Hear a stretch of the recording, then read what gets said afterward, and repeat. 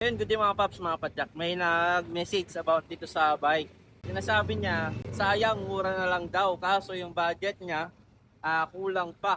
Yan, napakaganda naman kasi nito, yung, lalo na yung mga specs niya mga paps. Pero sir, eto, meron akong papakitang option. Ito, actual na to na papakita ko.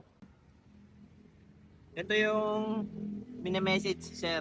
Natawaran niya pero wala na. Wala pa sa puhunan yung tawad niya. Kailangan nyo naman kasi 175,000 down ng kalahati. Pero syempre, meron tayong price na mas lower. Sir, ito yung sinasabi ko kagabi. Yan. So ito yung Paxter. Pulsus din siya mga sir. Yan, coil type. At syempre gumagana rin yung mga rebound adjuster niya nito. Yan yung compression. Ali din, air fork, naka Shimano din na brake set. Ayan, maganda rin yung specs na ito mga paps. Naka Halotech din, Halotech na Qs na 1x9. Nakakenda na rin na tire.